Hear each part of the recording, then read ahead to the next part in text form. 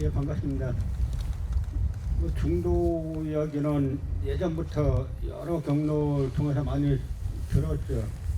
제가 듣고 자료본 간략한 이야기는 어쨌든 중도는 행정구역이 따로 있고 주거지역이 따로 있고 그다음에 생산구역이 따로 있는 세계 최고 최초 최대 유적이다 이제 그런 이야기들을 들었고 그런 자료들도 봤습니다. 그래서 서울에 보시면 지금 동대문하고 그러니까 남대문하고 동대문은 남아 있죠. 근데 서대문은 없어졌죠. 그 다 이유가 있는 거예요. 그 남대문은 가등청정 가또 기요마사가 일본군 끌고 들어왔고 동대문은 소소행장 고니시 유키나가가 일본군 끌고 들어온 데입니다. 서대문은 일본군이 안 들어왔어요. 그래서 서대문 없애버린 겁니다. 그리고 그 남대문을 국보 1호로 만들었죠. 그래서 어떤 분들이 제가 아는 분들인데 우리나라 국보 1호를 훈민정음으로 바꾸자라고 주장을 하시죠. 그래서 문화재청에 막 냈어요. 내면 이제 답변은 뻔히 나오는 이야기들 뻔히 하는 겁니다. 국보 1호는 중요성이 아니라 그냥 번호를 매긴 것에 불과하고 번호를 매긴 것에 불과하면 번호 다시 매기면 되잖아요. 근데 굳이 이제 다시 매기지는 않죠. 그러니까 일본인들이 우리나라를 들어오기 전에 벌써 정한론이라는 것이 1870여 년경이면 아주 왕성해집니다. 우리나라를 점령하기 한 40-50년 전에 50-60년 전에 이미 왕성해져요. 그 정한론이 왜 나오냐면 일본이 임진왜란 때 왜 실패했는가 이걸 분석하는 거예요. 그래서 임진왜란 때 실패한 이유가 사실 임진왜란이란 전쟁은 보면은 일본이 질 수 없는 전쟁입니다. 왜냐하면 일본군 15만 명 이상이 들어왔죠. 그 당시 조선군은 없다시피 했어요. 그럼 그건 또 조선시대 이야기를 해야 되는데 어쨌든 신립 장군이 전 군사를 끌어모아서 탄금대에서 싸운 그 병력이 8,000명이죠.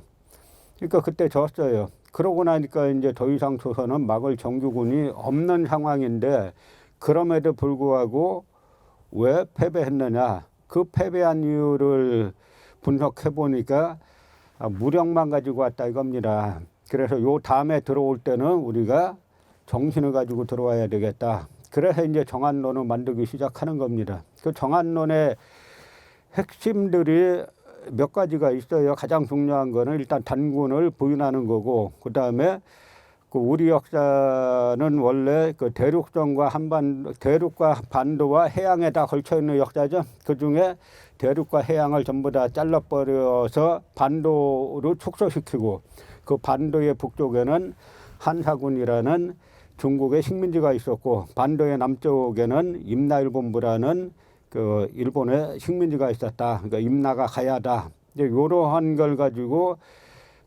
들어와서 이제 점령을 한 겁니다.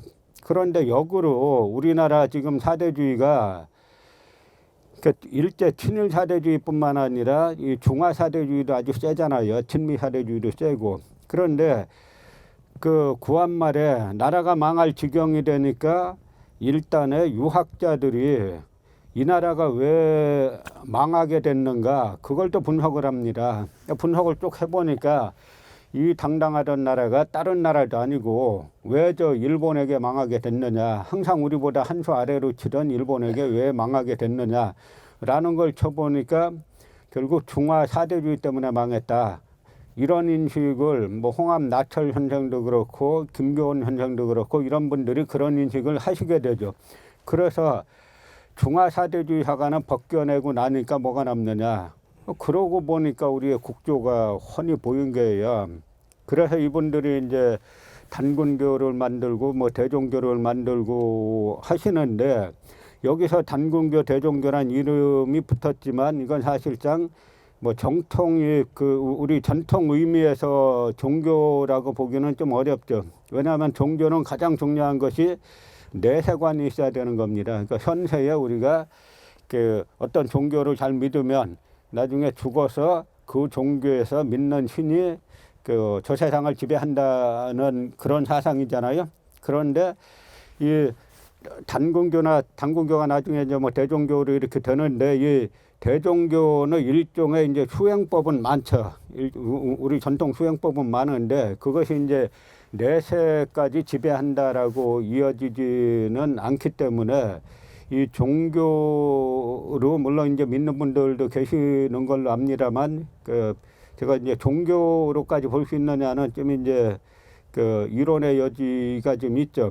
그런데 그래서 이분들이 이제 단군을 높이기 시작하면서 단군 그 대종교 같은 것이 나오고 이 대종교 분들이 만주에 가서 그 신민부 그러니까 주로 이제 만주에 3부가 있는데 그 서간도는 압록강 북쪽이죠. 이쪽은 주로 참의부, 대한민국 임시정부 직할 참의부 활동 지역이고 그 북쪽이 정의부가 있고 그다음에 저 두만강 북쪽은 주로 이제 대종교 분들이 주로 이제 신민부를 북로 군정서하고 신민부로 만들어서 그 항일하던 이제 그런 지역들입니다. 그런데 일본인들이 단군을 부인하는 논리는 간단한 거예요. 그러니까 단군에 대한 사료가 언제 나오냐. 그러니까 단군에 대한 사료가 이련의 삼국유사에 처음 나온다. 그러니까 그 당시 이련이 살던 시기가 몽골이 원나라가 우리나라를 이제 공격하던 시기이기 때문에 이때 이제 몽골의 침략에 맞서가지고 그 민족 정기를 불러일으키기 위해서 이련이 단군을 가짜로 만들었다. 그러면서 이만희 류 같은 경우는 그 삼국유사를 보면은 그 이련이 위서에 봤다라고 했는데 위서에 나온다라고 했는데 자기가 위서를 보니까 그런 내용이 안 나온다. 뭐 대충 이런 식의 이야기들이에요. 그런데 위서란 책은 그 이련이 봤다는 위서가 이만희 류가 봤다는 그 위서인지도 불분명하고 그리고 위서는 지금 일부만 전해지고 있어요. 그래서 일부만 전해지고 상당수가 30여 권이 전해지지 않기 때문에 거기에 그 지금 이만희 류가 갖고 있던 위서에 안 나온다 그래서 이련이 쓴 위서가 가짜다. 이거는 역으로 성립이 안 되는 이야기죠. 그러니까 예를 들어서 우리나라 역사학자들은 일단 새로운 사료 뭐가 나오면 무조건 부인하고 보지 않습니까? 예를 들어서 그 화랑세기가 처음 나왔을 때도 이거 무조건 부인했어요. 근데 부인하는 논리가 뭐냐면 화랑세기에 나오는 얘기들이 삼국사기 삼국유사에 안 나온다는 거예요. 그럼 화랑세기는 신라 사람 김대문이 쓴 건데 신라 사람 김대문이 쓴 것이 고려 때 편찬된 서적에 안 나와서 가짜라 그러면 지금 진짜 서적이 어떻게 남을 수 있겠습니까?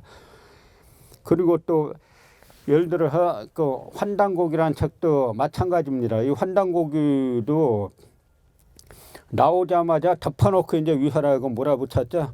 그런데 위서라고 몰아붙이는 내용 중에 거기에 보면은 이 잠청배라는 말이 나오는데 그 잠청배를 갖다가 청나라에 동조하는 사람을 뜻하는 건데 그러니까 이거는 뭐 그 후에 쓰여진 거다. 뭐 이따위 이야기를 했는데 잠청배라는 거는 그 고려의 민족 반역자들이 있어요. 오잠과 뭐 오청신인가 하는 그 유청신인가 하는 두 인물이 있는데 그 두 인물을 갖다가 이 오잠의 잠자 쓰고 이 청자를 써가지고 이 잠청배라고 한 건데 그 자체를 모르니까 그냥 그걸 갖다가 청나라에 자명하는 무리 이렇게 해석하고 무조건 가짜로 몰았죠.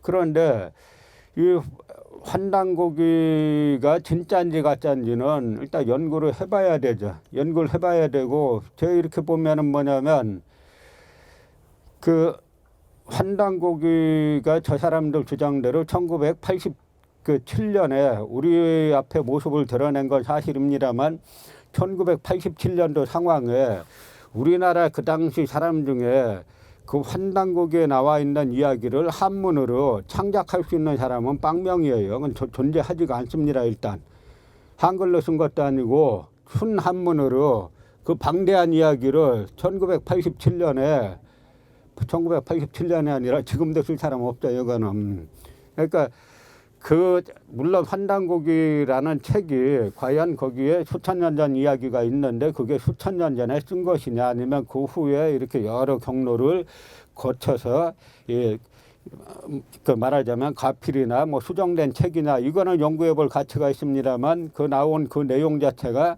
무조건 이게 가짜다라고 하는 건 우리나라 소위 이제 강단사학자들은 나오면 무조건 가짜로 보는 거예요. 예를 들어서 규원사와 같은 책도 처음 그게 나왔을 때 그게 이제 처음에 조선 숙종 때 사람이 썼다라고 하지 않습니까? 그런데 그 당시에 당대 최고의 뭐 한문학자였던 이가원 선생이라든지 여러 그 서주 전문가들이 다 분석을 했어요. 다 지질 분석도 하고 내용 분석도 다 해가지고 아 이거는 조선 후기 때 만들어진 책이 분명하다라고 결론을 냈습니다. 그때는 잠시 조용해요. 그리고 그거 다 사람들이 잊을만 하면 그다음부터 또 가짜다 위서다라고 이제 쭉 하는 거죠. 환단고기를 보면은 그 서문에 이제 그 책의 출판비를 대준 사람들이 나오죠. 누가 나옵니까? 그 하나는 그 유명한 봉오동 승첩의 주인공 홍범도 장군이 출판비를 댔다고 나오고 또 한 분은 그 오동진 장군이 됐다고 나와요. 그러니까 우리가 홍범도 장군은 뭐 좀 알려졌으니까 뭐 생략하고 오동진 장군 같은 경우도 그야말로 저 평북 의주 분인데 그 항일 무장투쟁을 맹렬히 전개하다가 이분이 심지어는 뭐냐면 나중에 감옥에서 우당위영 선생의 아들 유규창 선생을 만나는데 이 유규창 선생의 그 자서전에 짤막하게 나와요. 뭐라고 나오냐면 제가 그 서대문 감옥에 있을 때 오동진 선생을 만났는데 일본에게 무슨 그 일본 형무소장에게 뭔가 욕을 했다는 겁니다. 이제 그걸 안 들어주니까 나 오늘부터 단식한다라고 하더니 40일을 단식했다는 거예요. 그래서 이 유구창 선생이 자기가 인류 역사상 40일을 단식한 분은 자기가 처음 봤다. 근데 일제 감옥에서는 뭐 자기가 단식해서 금하면 금하는 거지 거기서 뭐 더 먹을 도리가 없잖아요. 그런데 이분이 결국은 그 해방 직후에 저 이제 대전 감옥에선가 공주 감옥에선가 이제 돌아가신 겁니다. 옥고 끝에. 그러니까 저는 뭐냐면 그 홍범도 오동진 이 두 분이 출판비를 댔다는 사실만 가지고도 이 책을 갖다가 무조건 이게 무슨 이게 그 히로뽕 만드는 식으로 해가지고 무슨 환빤이 뭐니 하는 이렇게 할 수가 있느냐 하는 이야기죠. 우리나라 언론들 제가 이렇게 찾아보니까 뭐 환빤이 뭐니 뭐 국뽕이니 하는 말 언론에서 자주 쓰잖아요. 거기에 대응하는 말들이 일뽕이니 국간이 하는 말들이 있다라고 찾아보니까 언론에서 잃지 않습니다. 이런 말들은. 그러니까 어제 김삼훈 관장님의 그 검찰개혁, 언론개혁이 대단히 중요하다라고 하신 게 바로 이제 이런 데서 나오는 건데요. 그러니까 이런 그 단군이란 이야기가 그 삼국유사에 처음 나온다 그래서 과연 단군이 그 13세기에 창작된 인물인가 하면은 전혀 그렇지가 않죠. 왜냐하면 삼국사기에 보면은 삼국사기 고구려 동천왕 쪽에 그런 이야기가 나와요. 고구려 동천왕 쪽에 보면은 그 당시 위나라 그 조조가 세운 위나라에 관구검이 쳐들어왔습니다. 그래서 그 환도성이 잠시 함락이 됐어요. 그래서 다시 환도성을 되찾았는데 그때 동천왕이 환도성은 이 적에게 함락됐기 때문에 또다시 수도를 삼기는 곤란하다. 그래서 평양성을 갖다가 그 수도를 삼고 거기에 종묘사직을 옮겼다라고 그렇게 기록이 나오는데 그 평양성은 만주에 있는 거죠. 그 평양이란 말은 지금의 북한 평양을 뜻하는 말이 아니에요. 지금 우리가 서울 하면은 저 서라벌에서 시작해가지고 수도를 뜻하는 말이지 않습니까? 마찬가지로 고구려 평양도 수도를 뜻하는 말이에요. 그런데 그 동천왕 때 옮긴 평양성에 대해서 뭐라고 나오냐면 선인 왕검의 옛 터전이다. 그렇게 나와요. 삼국사기 257년쯤가에 그렇게 나옵니다. 그럼 이야기는 뭐냐면 선인왕검이 바로 단군왕검이라고 하는 이야기죠. 그리고 삼국유사에 보면은 삼국유사 제일 앞부분이 왕력조입니다. 각 왕의 계보를 쭉 써놓은 건데 그 왕력조에 그 고구려 시조 초모왕 동명성왕 쪽에 뭐라고 써놨냐면 이 단군의 아들이다. 그렇게 나와요. 또 동명홍왕 추모왕이. 그러니까 이런 이야기들은 뭐냐면 그 추모왕만 갖다 단군의 아들이다라고 한 게 아니라 선인 왕검의 아들이다라는 기록이 이제 257년도에 나오죠. 그리고 그 삼국유사 왕력조에 보면은 고구려 시조 추모왕을 단군의 아들이다 이렇게 나옵니다. 그런데 또 삼국사기에 그 고구려 시조 추모왕조에 보면은 그 비류국의 임금인 송양하고 또 다투는 기사가 나오죠. 이때 비류국왕이 뭐라고 하냐면 자기 자신을 갖다가 나는 선인의 아들이다 또 이렇게 말해요. 그러니까 이 선인이라는 말은 단군이란 뜻으로 사용하는 겁니다. 단지 광교토대왕 비문이나 뭐 고구려 백제 시조에 이 단군 이름이 안 나온 것은 그 나라를 이야기하는 거기 때문에 그 나라 고구려 시조만 쓴 거지 단군이 민족의 국조라는 것을 몰랐던 게 아니에요. 그러니까 분명히 평양성으로 천도하고 나서 그 평양성을 선인 왕검의 옛 터전이라, 그러니까 단군 왕검의 옛 터전이다라는 말이 257년도에 나오고, 그다음에 이련이 삼국유사 왕력조에 고구려 시조 추모왕을 갖다가 단군의 아들이다라고 이야기하고 그 추모왕과 다퉜던 그 송양이 비류국왕 송양이 나는 선인의 아들이다라고 말한 게 단군의 아들이다라고 하는 뜻입니다. 이야기는 뭐냐면 단군 조선의 강역에서 일어난 여러 왕조들은 전부 다 단군의 정통성을 계승한 왕조다라고 하는 그런 사상을 가지고 있었다는 그런 이야기입니다. 그런데 그렇기 때문에 그 단군이 민족의 시조다라고 하는 것이 대종교가 구한말에 시작했지만 그거는 조선시대 사람들, 조선시대 학자들이 쓴 모든 글을 보면 아무리 중화사대주의자라도 귀자를 높였지만 단군을 부인한 사람은 없어요. 여러 학자들, 그 조선의 여러 학자들이 쓴 문적을 제 웬만하면 거의 다 많이 봤는데 보면 전부 다 단군 기자로 연결을 합니다.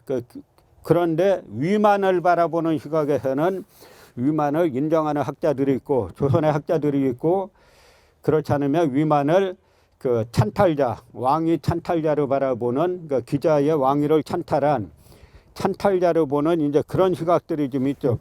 일제 강점기 때도 단군이 우리 국조라는 거를 부인한 사람들은 아무도 없었어요. 그러다가 일본인들이 그렇게 이제 부인을 했어도 단군은 부인했던 사람들은 아무도 없었습니다. 그래서 심지어 나중에 반민특위가 만들어지고 이제 육당 천암선이 반민특위에 잡혀가지 않습니까?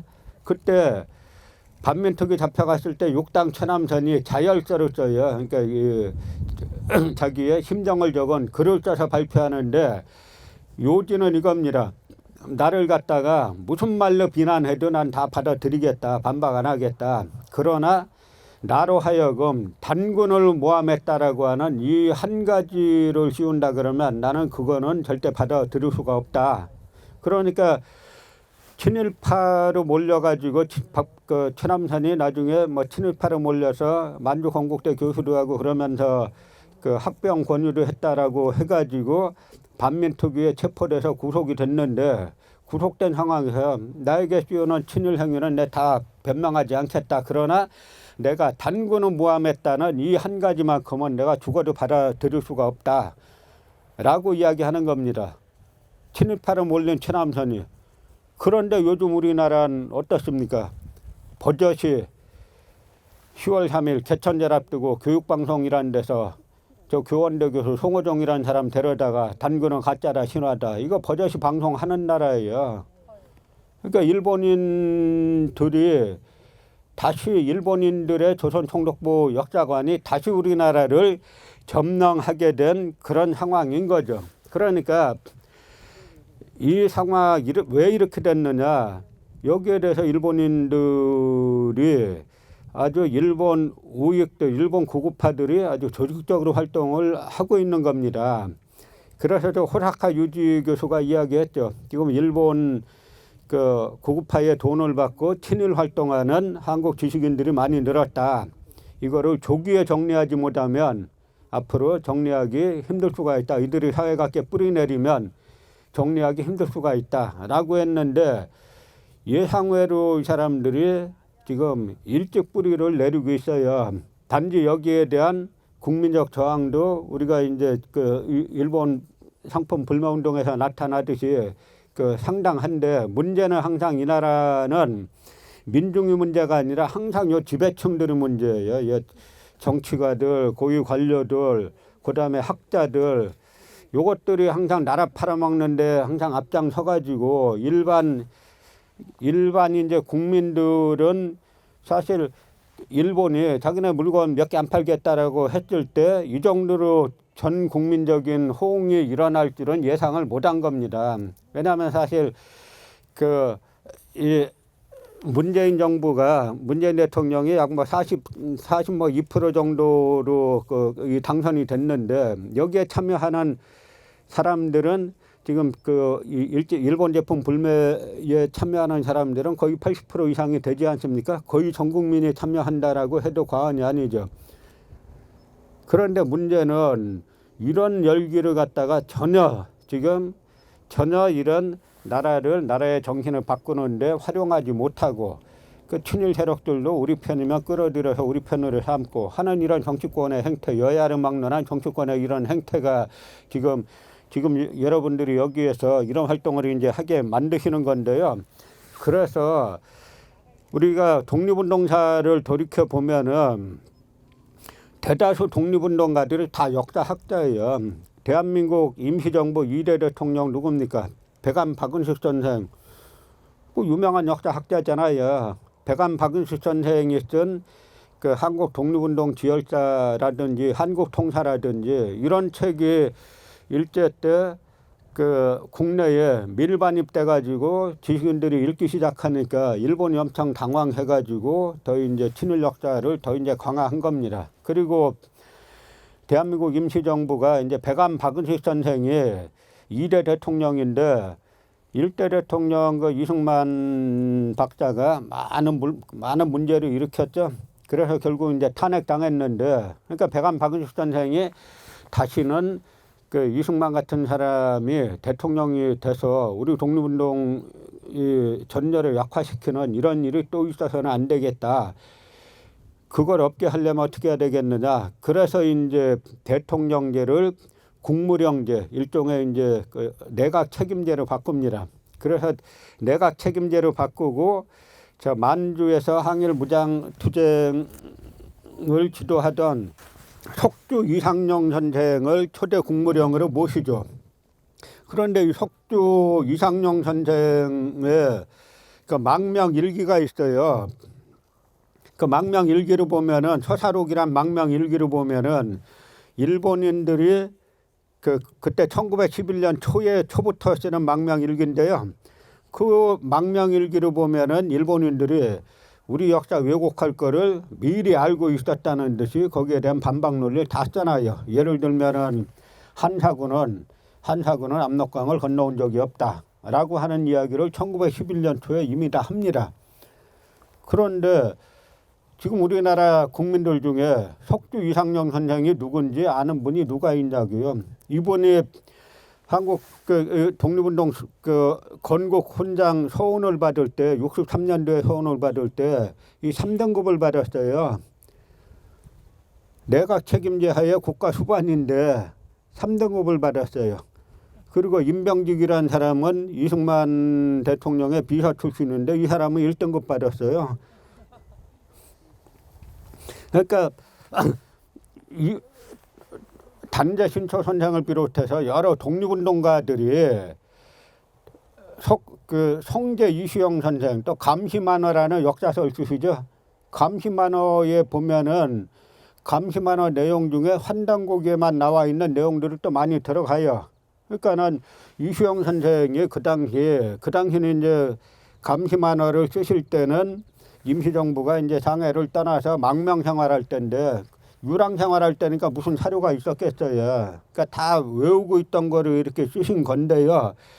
이 이야기는 뭐냐면 이 당시 한국독립당 백광 김구를 중심으로 하는 한국독립당 이분들의 역사관이라는 거는 그야말로 지금 우리가 여러분들이 갖고 있는 역사관하고 이제 똑같은 거예요. 그래서 이분들이 만약에 해방 이후에 정권을 장악했다라고 친다면 지금 우리가 배우고 있는 국사교과서는 딱 역사관 두 개입니다. 하나는 조선 후기 극도의 중화사대주의자인 노론, 송셔를 대표로 하는 노론사관하고 일제식민사관, 요 두 가지 역사관으로 지금도 아직 국사교과서가 쓰여지고 있어요. 제가 박근혜 정권 때 그 국정교과서 막 그 논란이 있을 때 제가 이제 그 보신강 옆에서 국정교과서 반대 길거리 특강을 했어요. 그때 전 두 가지 이야기했습니다. 뭐냐면 하나는 이 형식이 국정인 것도 문제가 있다.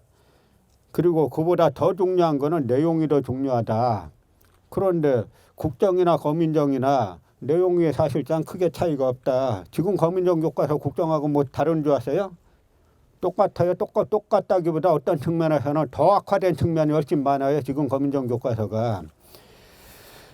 그래서 이 단재 신초 선생이 이 조선혁명선언, 의열단 선언을 쓰지 않습니까? 근데 조선혁명선언에 대해서 학교에서 전혀 안 가르치죠. 사실 단재 신초 선생이 쓰신 그 조선혁명선언만 학교에서 제대로 가르치면 독립운동교육, 역사교육 다 되는 거예요. 이 단재 신초 선생이 이 조선혁명선언을 쓴 이유가 있어요. 이걸 갖다 다른 말로 의열단 선언문이라고 하죠. 의열단이 1919년에 만들어지고 그 다음에 의열단원이 한 명 국내에 잠입했다라는 정보만 들리면 전 경찰에 비상이 걸리는 겁니다. 그건 지금 생각해봐도 예를 들어서 그런 비슷한 조직이 있어서 뭐 폭탄을 들고 다닌다 그러면 전체 경찰에 다 비상이 걸리겠죠.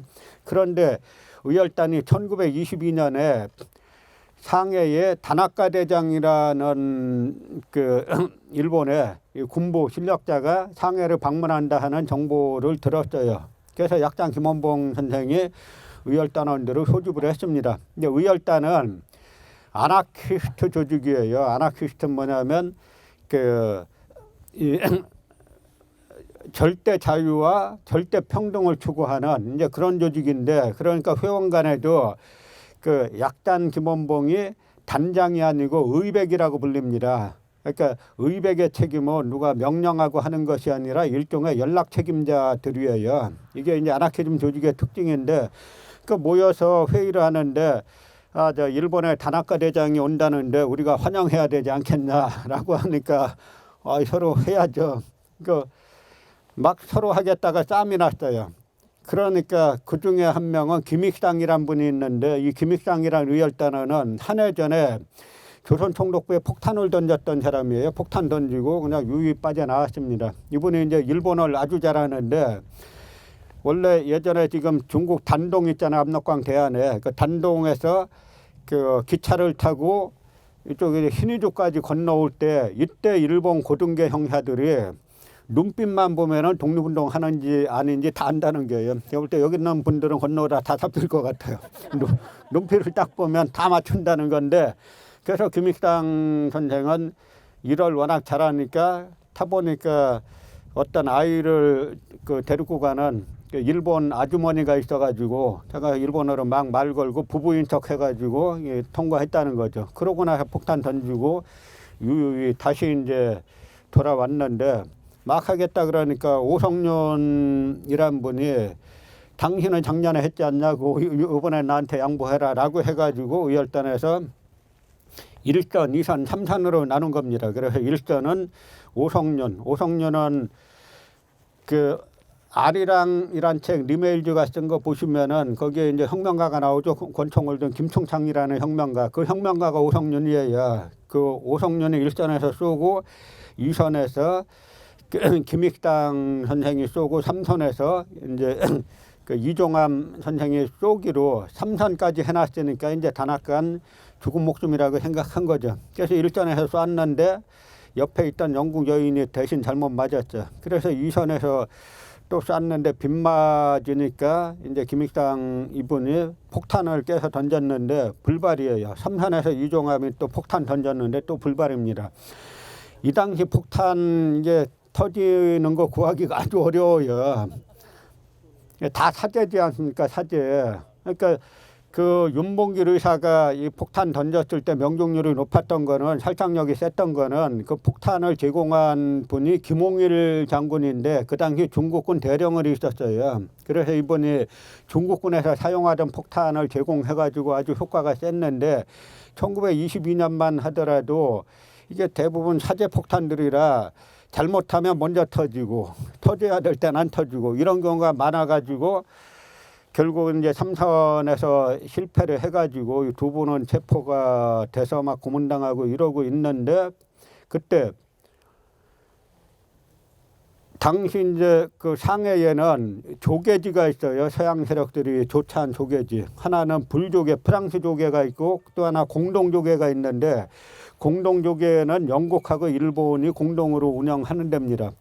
그래서 공동조계에 들어가면 무조건 잡히고, 이제 프랑스 조계는 비교적 안전지대라 상해 임시정부가 다 그쪽에 있었던 거예요. 그런데 윤봉길 의사 사건 같은 게 일어나면 뭐 그 다음에는 외교고 뭐고 물불 안 가리고 가서 체포하는 거죠. 그래서 이때 이제 방포탄에서 이런 총 쏘고 폭탄 던지고 하는 사건이 발생했으니까 미국, 영국 이쪽에서 막 한국 독립운동을 테러다 뭐다 이제 공격하기 시작합니다. 그러니까 상해에 있던 외교 독립론자들도 이 비난에 가세를 한 거예요. 우리는 저런 거 찬성 안 한다라고 하면서 선긋기 하니까 김원봉 선생하고 그 당시 의열단에 유자명이라고 아나키스트가 있어요. 이 두 분이 상해로 그러니까 북경으로 올라와 가지고 단재 신초 선생을 찾아간 겁니다. 이 당시 북경에는 북경파라고 해가지고 상해에서 임시정부가 만들어질 때 처음엔 다 같이 했어요. 하다가 이승만이 미국에 위임 청원한 거, 우리나라를 미국이 한 주로 만들어 달라 하는 이제 위임 청원한 사건이 발생되면서 이승만 제명운동을 했는데 그 이승만 제명운동이 안 되고 오히려 이승만이 임정의 대통령이 되니까 상해 임정을 거부하고 북경으로 간 분들이 단재 신초, 우당유해영, 나중에 성균관대 세우는 심산 김창숙 선생 이런 분들이 북경으로 가서 이제 북경파를 이루고 있었죠. 그래서 김원봉과 유자명이 북경에 가서 신채호 선생을 만나가지고 선생님, 우리는 체포되면 다 사형당하는데 우리 목숨 걸고 싸우는데 저 입만 갖고 하는 사람들이, 물론 외교 독립론을 제가 폄하하는 건 아닌데 우리나라 독립운동사 쓸 때 보면은 독립운동사는 먼저 항일 무장투쟁을 먼저 써주고 그 다음에 외교 독립론 뭐 애국계몽론 이렇게 써주는 게 정상인데 우리나라는 거꾸로 됐지 않습니까? 그러니까 이제 그 단재 선생한테 우리는 체포되면 사형당하는데 아닌 게 아니라 그 당시 최수봉 선생이라든지 박재혁 선생이라든지 부산경찰서하고 밀양경찰서에 폭탄 던졌던 이분들은 상대가 죽지도 않았는데 사형당했어요. 그 정도로 일본이 의열단, 총 들고 싸우는 여기에는 아주 이제 알레르기성 반응을 일으켰죠. 그건 뭐 역으로 생각해 보면 일본이 제일 무서운 게 뭐 동포여 깨어나라 하는 분들도 뭐 안 무섭진 않겠지만 직접적으로 무서운 건 총 들고 쏘고 폭탄 던지는 사람들이 가장 무섭지 않겠습니까? 그래서 의열단에서 우리의 주의 주장을 담은 선언문을 써주세요 라고 해가지고 단재 신초 선생을 모시고 상해에 와서 단재 신초 선생이 그 유명한 의열단 선언문을 쓰게 된 겁니다. 근데 의열단 선언문은 한국에서 이름만 제목만 유명하지 내용은 별로 아는 분들이 없어요. 첫 시작이 어떻게 됩니까? 강도 일본이 우리의 국호를 없이하며 우리의 정권을 빼앗으며 우리의 생존 조건의 필요성을 다 박탈하였다. 이렇게 하죠. 그러면서 결론이 뭡니까? 민중은 우리 혁명의 대본영이다. 폭력은 우리 혁명의 유일한 수단이다. 그러면서 여기에서 의열단 선언문에서 뭘 하냐면 외교 독립론, 뭐 내정 참여론, 그 다음에 자치론 이런 걸 아주 세게 비판하죠. 외교 독립론에 대해서 너희들이 외국 공관에 탄원서나 수십만 장 던져봐야 무슨 소용이 있느냐. 그 당시도 뭐냐면 외교로 독립하자라는 주의가 있고 그다음에 참정권 운동이 있어요. 참정권은 뭐냐면 일본의 식민 지배를 인정하고 그다음에 조선 내부의 자치권을 좀 얻자라고 하는 겁니다. 여기에 대해서도 또 엄청 비판하고 그다음에 또 뭐 내지 연장주의라 그래서 당시 일본은 일본에 시행하던 메이지 헌법을 조선에는 시행 안 했어요. 그래서 우리는 지금 뭐 뉴라이트 계열의 이영훈이나 뭐 이런 사람들이 일제시대 뭐 좋았다라고 그러는데 뭐 일제시대도 뭐 친일파들은 살기가 좋았을 수가 있죠. 그러나 일반 백성들은 메이지 헌법에서 태형을 금지시켰는데 여기는 메이지 헌법의 적용 대상에서 제외함 이렇게 했어요. 그래가지고 한국 조선은 천황의 대권에 의해서 조선 총독이 통치함 이렇게 했는데 그 당시에 이 조선인에게만 태형이란 게 있었어요. 그 당시 처음에는 헌병 통치라고 하지 않습니까? 경찰서장이 따로 있는 게 아니라 헌병대장이 경찰서장이에요. 그리고 헌병이 경찰입니다. 그러니까 그 당시에 1910년, 11년, 12년 이 무렵에 장에 가서 자칫 일본 욕 한번 했다가 그다음에 일본이라고 눈 한번 잘못 마주쳤다가 끌려가가지고 태형 맞다 죽은 사람이 엄청 많아요. 그 당시 일본인 기록으로도 한 해에 10,000명 이상씩이 태형당합니다. 그래서 이런 식의 일본 통치에 귀생해가지고 뭘 우리가 자치를 좀 얻자, 내정 뭘 얻자라고 하는 걸 갖다 아주 강하게 비판하죠. 그러면서 아까 말씀드린 것처럼 민중은 우리 혁명의 대본영이다. 폭력은 우리 혁명의 유일한 수단이다. 라고 선언하죠. 그러니까 일본이 이 선언문 보고 엄청 놀랐죠. 그런데 이 선언문에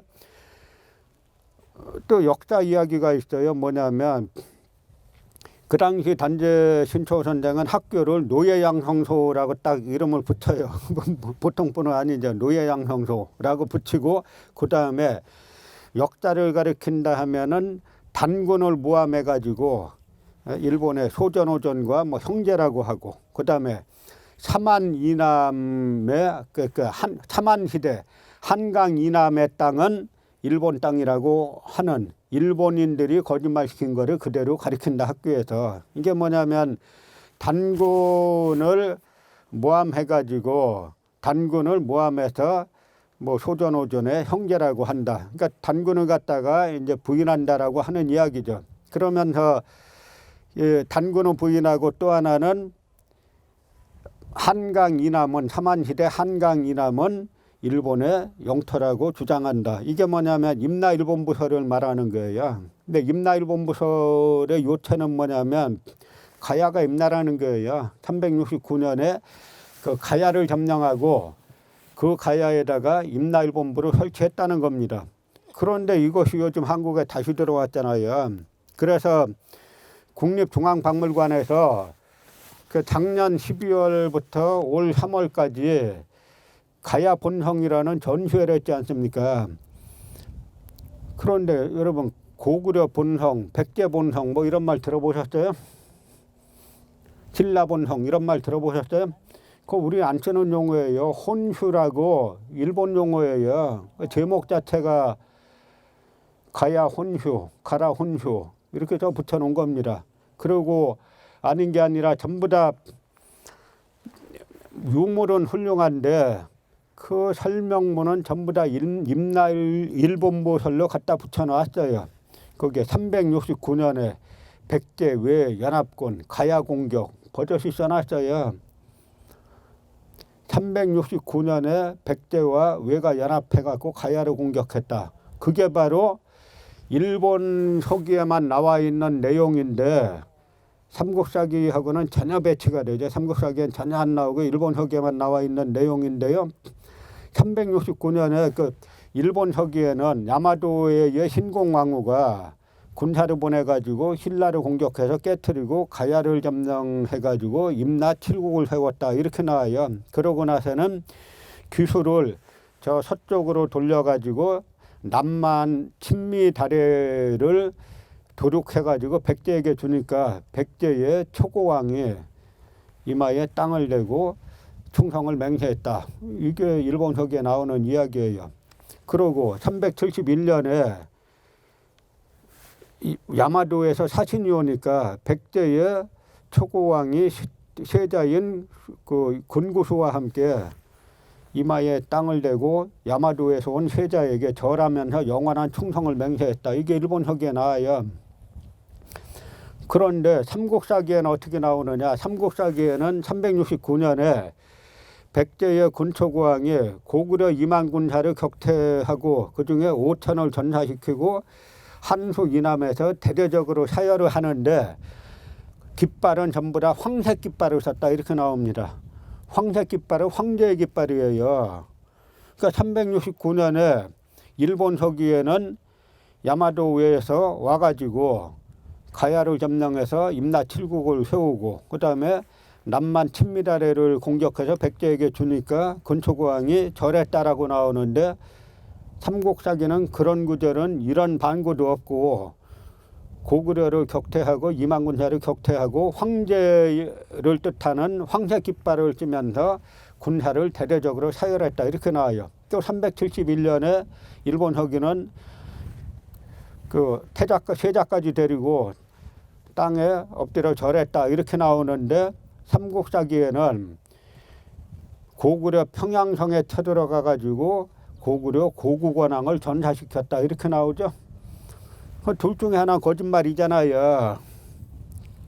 그래서 제가 재판할 때 그 김영국 씨 고려대 명예교수 그 양반을 증인 세워가지고 이 얘기 다르지 않느냐 서로 둘 중에 하나 거짓 아니냐 했더니 이 양반이 재판정에서 자기는 삼국사기 삼국유사 모릅니다 이러더라고요.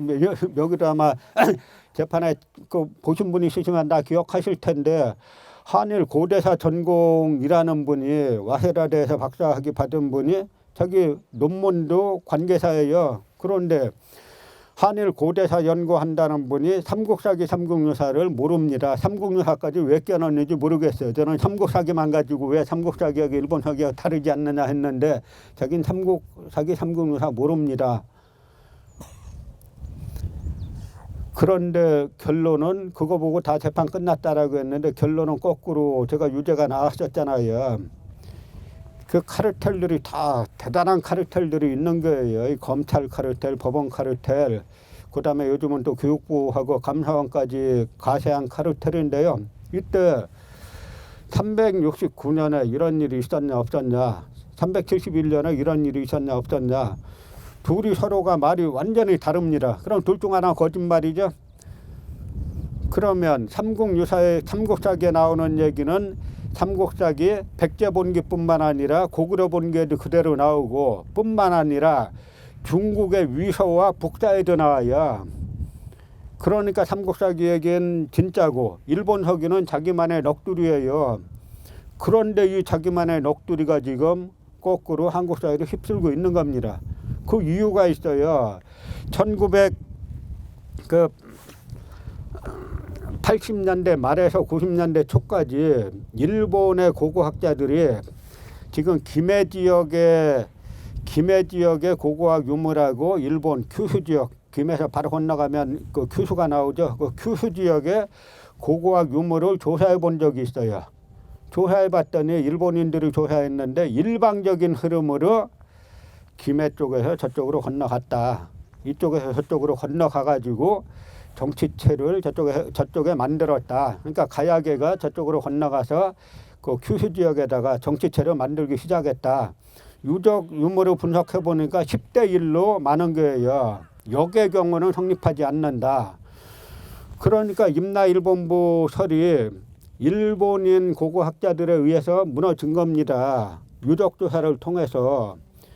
그러니까 일본 고급파들이 전략 수정을 한 거예요. 어떻게 수정했냐면 자, 한국인들을 활용하자라고 해가지고 한국의 사학과 교수들이 안식년 맞아서 오면은 막대한 연구비를 주고 대접 잘해주고 그다음에 대학원생들을 불러다가 장학금뿐만 아니라 생활비까지 내주는 그런 그 혜택을 가지고 한국 학생들을 꼬시기 시작했죠.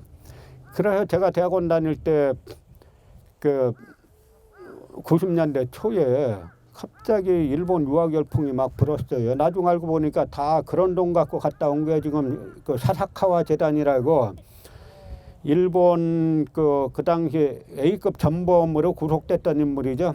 그래서 원래 이 사사카와는 A급 전범들은 다 사형당해야 되는데 당시 이제 미국의 2차 세계대전 때 동아시아 이 정책이 있어요. 그 정책이 뭐냐면 이 국공내전에서 당연히 장개석이 승리할 거를 예상하고 그래서 중국을 그 반공의 보루로 삼고 일본을 민주적으로 개혁한다 이거였는데 모두의 예상을 뒤엎고 장개석이 패하고 모택동 이겼잖아요.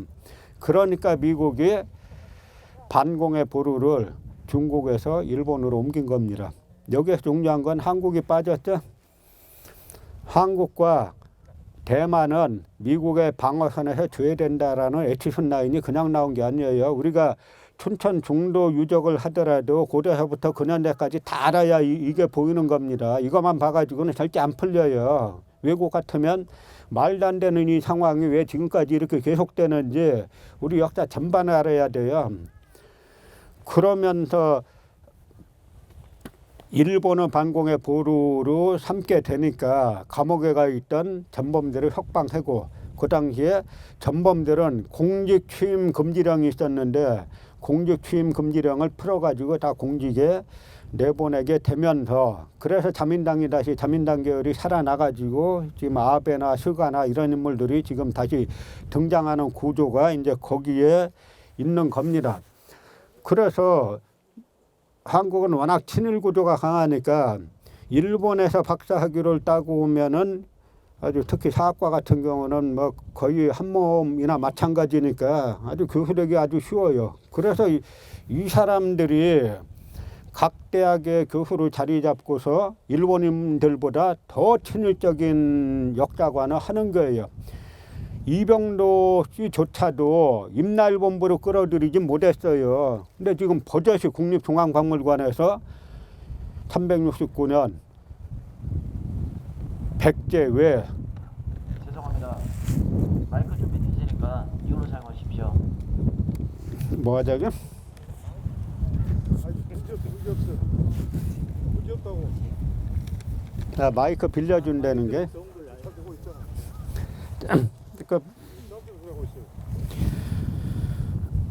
그래서 당시에 저 박물관 가보면 국립중앙박물관에서 가야 칠국 이렇게 써놨어요. 여러분 가야 칠국이란 말 들어보셨어요? 가야 몇 국이에요? 우리가 아는 건 가야 6국이잖아요. 금관가야가 있고 그 삼국유사에 보면은 대가야 있고 뭐 소가야 있고 고령가야 있고 뭐 벽진가야 있고 해서 그 이련은 금관가야 가락국기를 쓰고 오가야조로 쓰잖아요. 그러니까 금관가야와 오가야가 합치면 6가야지. 그러니까 이 수로왕 사화대 이렇게 보면 다 그 뭡니까 금함에서 알 6개가 나오잖아요. 7개가 아니에요. 7개가 어디서 나왔냐? 다 일본 서기에서 369년에 가야를 점령하고 임나를 설치했다라고 하면서 그 임나 칠국이라고 하면서 거기에 뭐 탁순이니 뭐니 탁국이니 뭐 잔뜩 써놓은 거 그걸 갖다가 국립중앙박물관에서 써놓은 거예요. 그래서 이제 그 미래로 가는 발현역사협의회를 비롯해가지고 그 국민감사 공익감사 청구를 했는데 이 감사원이 한심한 사람들이 또 그 식민사학자 이야기를 그대로 받아다가 다 기각을 했어요. 그러니까 이 나라는 지금 그 문재인 정권 들어선 지 4년이 됐는데 이 역사 문제에 있어서는 뭐 이명박 박근혜 정권보다 난 거 찾을 게 하나도 없다. 지금 4년 이렇게 4년 동안 우리가 기다리면서 이거저거 혹시나 이 양반들이 어쩌고 저쩌고 해서 좀 그나마 촛불로 집권했으니까 해칭 말하는 뭐 적폐청산 한다 그러니까 좀 이쪽 역사를 할까 했더니 결국 하기는커녕 더 악화되고 있는 게 지금 현재 상황인 겁니다. 그래서 제가 그 김남훈 관장님이 그 검찰개혁, 검찰개혁, 그다음에 언론개혁 할 때 역사개혁 하지 못하면 정권교체 100번 해봐야 소용없다라고 하는 이야기들을 하는 거죠. 그러니까 결국은 그걸 누가 하느냐, 다 우리 민중들, 국민들이 스스로 해야 되는 거예요. 우리나라는 나라 위기에 처했을 때 뭐 임진왜란 때 의병, 그다음에 동학농민혁명, 그다음에 또 구한말에 의병에서부터 뭐 3.1운동, 3.1혁명, 4.19, 그다음에 광주민중항쟁에 이르기까지 다 일반 국민들이 했지. 저 정치하는 사람들 별로 한 거 없어요. 그런데 그러면 과연 지금 우리가 그 해방과 동시에 남북 분단이 됐지 않습니까? 그럼 북한 학계 같은 경우는 이 문제를 어떻게 보냐 하는 이야기예요. 이 이야기는 지금의 북한의 정치 체제에 대한 판단은 별개로 하고, 이 역사관, 우리가 지금 이야기하는 단군, 그다음에 한사군 문제, 그다음에 임나일본 문제, 이걸 어떻게 보느냐. 북한에서는 단군 실존인물로 다 인정합니다. 그다음에 한사군은 북한이 아니라 지금의 요동반도에 있었다라고 인정합니다. 우리는 이제 이 남한의 민족사학자들은 요동반도가 아니라 지금 하북정 일대에 있었다라고 이야기하죠. 그러나 어쨌든 북한 지역에 있지 않았다라고 하는 데서는 인식이 같죠. 그다음에 임나일본부, 임나는 가야가 아니고 가야계가 일본 열도에 진출해서 세운 분국이다라는 걸로 인정하죠. 그러니까 북한 학계에서 한사군이 요동에 있었다라고 공식적으로 인정한 게 1961년이에요. 그리고 임나는 가야가 아니고 가야계가 일본 열도에 진출해서 세운 분국이다라고 이 김석형이란 학자가 삼한삼국의 일본 열도 분국서를 발표한 게 1963년이에요. 그러니까 북한 학계는 1960년대 초에 지금으로부터 60년 전에 세칭, 남한학자들 좋아하는 말대로 남한학자들 논리 펼치다가 분리하면 정리라 끝났다 이러죠. 정리 끝나긴 뭐가 끝나요. 여기는 말빨 약하니까 하는 건데, 북한 학계야말로 1960년대 초에 남한 식민사학의 핵심을 갖다가 전부 다 1960년대 초에 다 끝냈어요. 그것도 그냥 끝낸 게 아니라, 예를 들어서 그 북한 학계도 처음에 한사군의 위치 가지고 논쟁이 심했습니다. 이 고고학자들은 한사군이 북한 지역에 있다라고 생각했어요. 왜냐하면 이때만 해도 일본인들이 역사 유적 유물까지 조작하리라고는 생각을 못했어요. 그런데 그 세키노 타다시라고, 당시 이 세키노 타다시는 신의 손입니다. 가는 곳마다 한나라 유적, 낭랑꾼 유적을 다 발견해요. 근데 이 양반이 짤막한 조선 고족도보에 쓴 글을 보면은 이 양반도 재밌어요. 도쿄 공대 교수인데 자기가 다 우연히 발견했다. 요것도 우연히 발견하고, 요것도 우연히 발견하고, 요것도 우연히 발견하고 6번이나 우연이란 말을 써놨어요. 그래서 저는 이 양반이 나름의 자존심이 있네. 그래도 위에서 시켜서 하긴 했지만 2000년 전에 유적 유물이 자기가 가는 곳마다 우연히 나타날 수는 없잖아요. 그런데 아닌 게 아니라 최근에 이 세키노 타다시가 남한 이 고고학자들이 떠받드는 인물인데요. 최근에 세키노 타다시 일기가 또 나왔어요. 그 일기에서 뭐라고 썼냐면, 이 세키노 타다시가 저 북경에 유리창가라고 있습니다. 우리의 인사동 비슷한 데인데요. 거기 가보니까 한나라 유물, 낭랑 유물이 많아가지고 마구 사들여가지고 조선총독부 박물관으로 보냈다. 일기에 그렇게 써놨어요.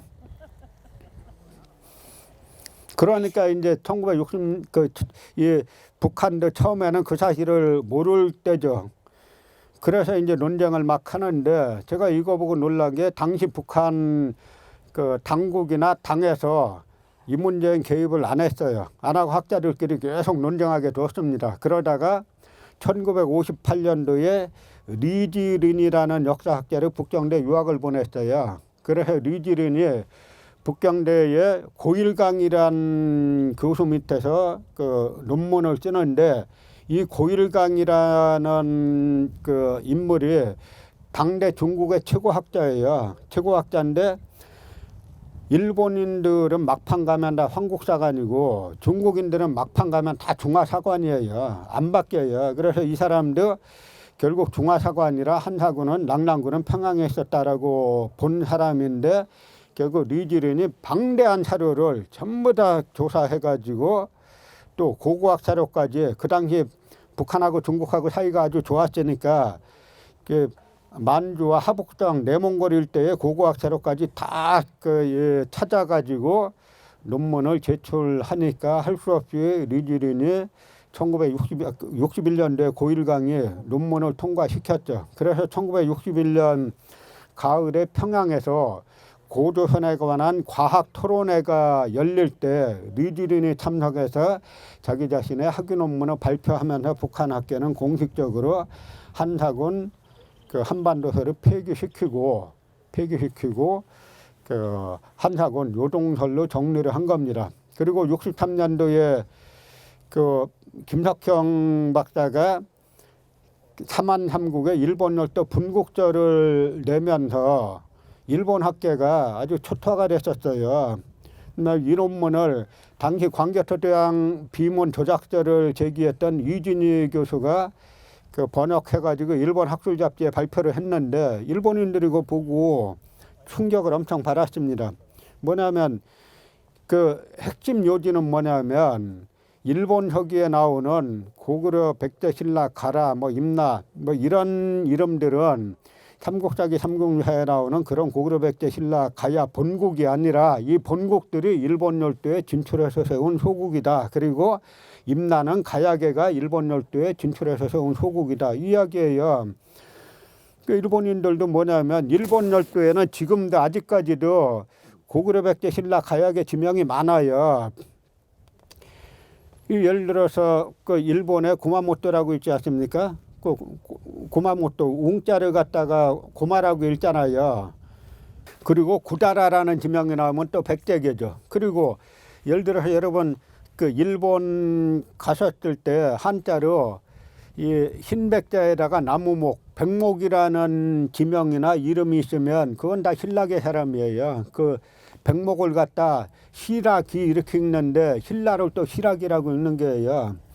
그다음에 대한민국 할 때 한자나 당나라 당자 쓰면은 이 당나라 당자 썼다고 중국이 아니라 이건 다 가야계란 이야기예요. 그 한도 가라라고 읽고 당도 가라라고 읽어요. 지금 일본 열도가 보면 그런 지명이 수천 개가 있어요. 그런데 역으로 우리한테 와가지고 이 춘천 여기를 갖다가 일제 때 뭐라고 불렀냐 아는 사람 없죠? 그 연구하는 사람만 알죠? 아는 거 하나는 뭐냐면 예를 들어서 명동을 일제 때 뭐라고 불렀냐 하면은 장군의 아들 본 사람들은 알죠. 이 혼맛지라고 불렀죠. 그 다음에 을지로로 황금정이라고 불렀어요.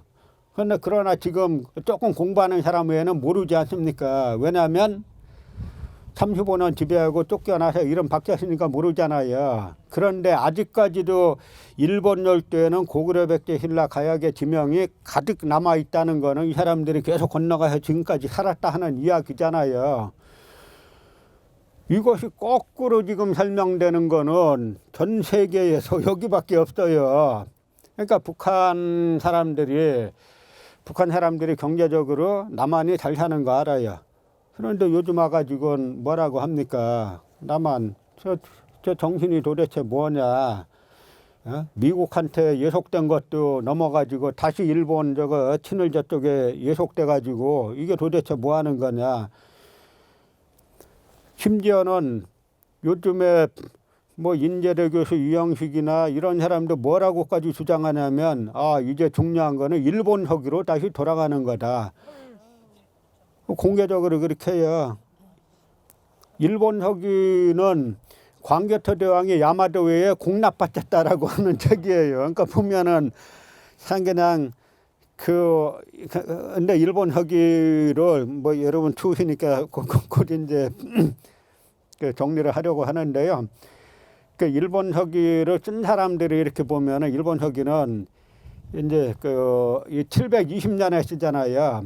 그러니까 663년에 백강전투로 그 백제가 멸망하고 나서 약 이제 5, 60년 후에 쓰는 건데 백제계들이 주로 쓰는 거예요. 그러니까 일본의 역사는 처음에 가야계가 시작해가지고 큐슈 지역에 정치체를 만듭니다. 제가 답사를 가보니까 일본인들이 자기네 천황가의 발장지라고 하는 데가 일본 큐슈 남부 미야자키현이 있는데 미야자키현에 사이토바르 고분군이 있어요. 사이토바르 고분군에서 나온 철모가 저 고령, 경상북도 고령 지산동에서 나온 철모하고 똑같아요.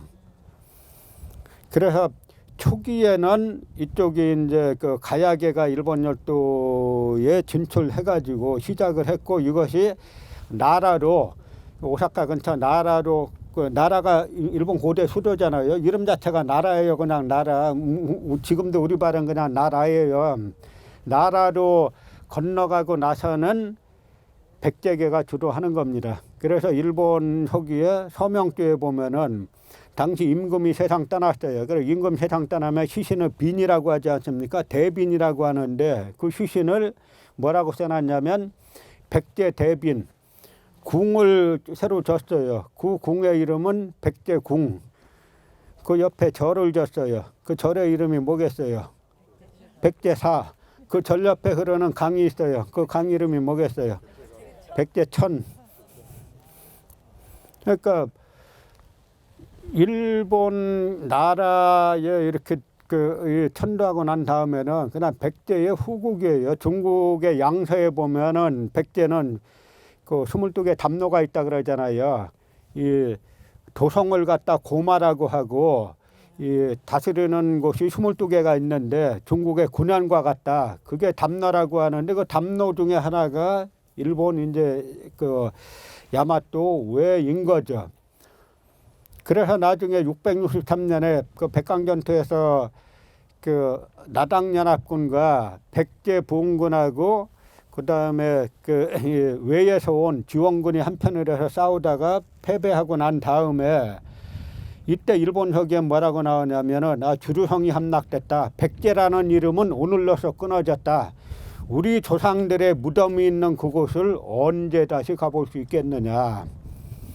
그러니까 당시 야마도의 지배층들, 천황가를 비롯한 지배층들은 백제를 자기네 조상들의 무덤이 있는 곳으로 그렇게 인식했다는 게 나와요. 근데 지금 와서 거꾸로들 이야기하는 거죠. 그러니까 백제가 패망하고 난 다음에 5, 60년 후에 이 사람들이 일본 서기를 뜨면서 상국인 황제국인 백제를 갖다 제후국으로 바꾸고 제후국인 삼국이 망했으니까 이제 우리끼리 살 수밖에 없다라고 해가지고 거꾸로 바꾸고 그래서 제후국이었던 담노였던 야마도 외를 갖다가 황제국으로 바꾸고 그다음에 야마도 외는 암만 빨라야 큐슈에서 3세기 말에 시작하는데 이걸 갖다 서기전 660년에 시작하는 걸로 1000년 정도 더 그 시기를 연장해가지고 일본 서기라는 책을 만든 거예요. 그러니까 일본 서기라는 책은 사실도 있고 왜곡도 있고 과장도 있고 거짓말도 있는데 일본 서기 연구하려면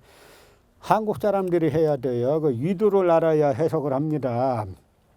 일본 사람들은 백날 죽었다 깨어나도 일본 서기 제대로 해석을 못해요. 만약집도 그렇고. 근데 우린 거꾸로 이제는 우리나라가 이 정도 경제력이 되고 국력이 됐으니까 우리 저 정치하는 사람들 좀 정신 차리고 관료들 좀 정신 차리고 해가지고 이 정도 국력 가지고 진짜 우리 관점의 역사. 이건 뭐냐면 100여 년 전에 나라가 망할 위기에 처했을 때 이 유학자 다 과거 급제한 유학자들이 홍합 나철 선생 과거 장원 급제한 분이에요.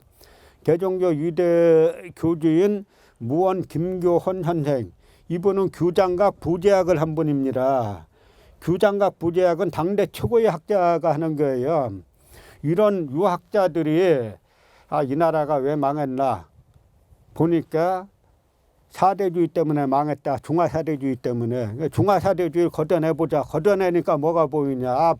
걷어내니까 비로소 단군이 보이는구나. 그래서 이제 단군이 다시 그때 그때 만들어진 것이 아니고 원래 있던 단군이 그때 재조명되면서 삽시간에 전 국민들에게 국조로 높임을 받은 겁니다. 그래서 일제강점기 때 김규식이란 분은 일제 조서를 보면은 종교가 두 개예요. 하나는 예수교, 하나는 대종교. 서로 상호 충돌되는 게 아니에요.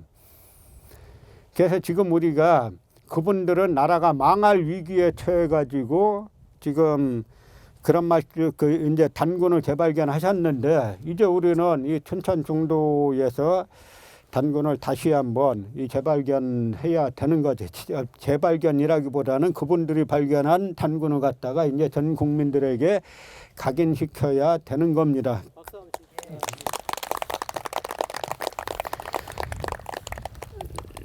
그러면은 이것이 다시 이 민족이, 이 나라 이민족이 21세기에 세계의 지도국가가 되고 백범 김구 선생이 말씀한 대로 우리는 힘으로 남을 지배하자는 게 아니에요. 그 우리나라의 장점이 있어 뭐냐면 예를 들어서 러시아 같은 경우도 저 지금 흑룡강을 사이로 두고 중국과 국경이 있지 않습니까? 중국에서 자기네가 돈 될 테니까 다리를 만들게 해달라. 절대 허용 안 합니다. 대신에 이제 한국 들어오라는 거예요. 그러니까 우리나라는 어디 가도 환영을 받아요. 우리가 어디 간다고 예를 들어 우리가 필리핀 간다고 그 땅 뭐 차지하려고 하겠습니까? 전혀 그런 생각 없잖아요. 그러니까 이 정도 우리가 경제적으로 성장했는데 우리 사회의 발전을 가로막는 이 암적인 존재, 이 식민사학, 이 식민사학 카르텔만 해체를 시키고 다시 한 세기 전에 홍합 나철 선생, 무원 김건 선생을 비롯한 뭐 단재 신초 선생 이런 분들이 다시 이제 되살렸던 이 단군을 갖다가 다시 그 우리 국민들의 공통 조상으로 만들어야 되는데 그걸 하기 위해서 대단히 중요한 자리가 바로 이 춘천 중도 유적지인 거죠. 이거는 레고 같은 데를 끌어들여 가지고 뭐 레고가 무슨 대단한 회사도 아니잖아요. 그 장난감 조립하는 이런 회사 끌어들여 가지고 하는 이거는 지금 우리나라 그 해방 이후에 우리나라가 그 아무런 지하자원도 없이 돈도 없이 경제적 근대화를 이루었고 그다음에 정치적 민주화를 이루었고 이런 근현대사에 대한 또 부정이에요. 이 하는 행위들은 이거는 그 문명과 반문명의 싸움이고 역사와 반역사의 싸움입니다. 그래서 여기에 오히려 고조선 유적지를 만들어 놓으면 레고보다 지금 이 사람들이 이 강원도지사를 비롯해서 이 사람들이 너무 역사에 대해서 무식해서 그렇지 이걸 고조선 유적지를 살려놓으면 경제적으로 훨씬 더 효과가 있어요. 레고 이거 해봐야 무슨 한국이 지금 이 돈이 없어가지고 한국이 지금 돈 없는 나라가 아니잖아요. 돈 많은 나라잖아요. 그 충분히 우리가 마인드만 바꿔가지고 다시 이렇게 하면은 고조선 우리가 고인돌 뭐 이렇게 저렇게 있는 걸 지나가지고 여기는 그야말로 체계적인 고조선 시대의 계획도시 자리 아닙니까? 이런 계획도시 자리를 되살려야 되는 거죠. 저희가 중국 답사가 보면 요즘에는 찬동성 남쪽에 임기라고 있는데 거기에 동이문화박물관을 어마어마하게 크게 져놨어요. 그리고 동이족 유적들을 지금 복원하고 있어요. 중국은. 이 사람들은 중국은 원래 자기네 중화 사상이 있기 때문에 막판 가면은 모든 걸 자기네 역사를 이제 포용시키죠. 그런데 우리는 지금 있는 고조선 유적도 갈아엎고 그 별 시원찮지라는 이 레고 가지고 바꾸려고 하니까 그야말로 진짜 한심한 겁니다. 그래서 앞으로는 이제는 우리가 깨어나야 되고 우리가 조직화돼야 되는 거예요. 방금 뭐 이쪽 여러 활동들 하시다 보면 이쪽 활동들 하시는 분들이 다 이제 개성들이 강한 분들이시고 하니까 서로 이제 막 이제 화합이 잘 안 되는 경우들이 있는데 뭐 그런 경우들로 되도록이면 같이 이렇게 하는 식으로 해가지고 그다음에 무엇보다도 특히 앞으로는 정치적으로 이용당하지 말고 저는 앞으로 뭐 그 서울시장, 부산시장 선거 이때 뭐 시간이 얼마 없어가지고 어떻게 될지 모르는데 최소한 다음번 대선이라든지 국회의원 선거라든지 이런 때는 반드시 후보들 역사관 검증을 하고 그 역사관 검증에 나서게 하기 위해서는 우리가 힘이 생겨야 돼요. 그래서 다 이제 하나로 모든 이쪽을 갖다가 하나로 결집해가지고 이게 어떤 활동을 했던 그것이 자기 자신이 뭐 정당 활동을 해도 좋고 아니면 정당 활동은 안 해도 그 밖에서라도 어떤 이제 정치적인 영향력을 가질 수 있는 그런 어떤 그 모든 계기를 모아가지고 이 앞으로 정치하려는 사람들이 이쪽 역사관을 올바르게 갖고 있지 않으면은 당선되기 힘들겠다. 지금 우리에게 가장 큰 자산은 뭐냐면 자발적으로 일본 아사히 맥주가 외국산 맥주 점유율 1위였다가 지금 사라졌잖아요. 이게 우리에게 엄청난 자산인 겁니다. 일반 국민들이 잘 몰라서 그렇죠. 이게 일반 국민들이 갖고 있는 그 부분과 연결시키기만 하면은 우리는 예전에 백범 김구 선생의 한독당하고 그다음에 약상 김원봉 선생이었던 민주혁명당이 있어요. 이런 정당이 다 사라진 겁니다. 우리 현대사라는 거는 이승만 계열의 독립촉성 중앙회 이것이 지금 말하자면 국민의힘이고 그다음에 김성수 계열의 한민당 친일 주주정당 한민당 이게 민주당 뿌리예요.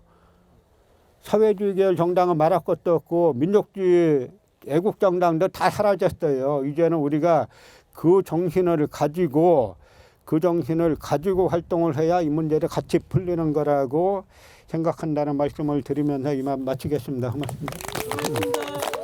네.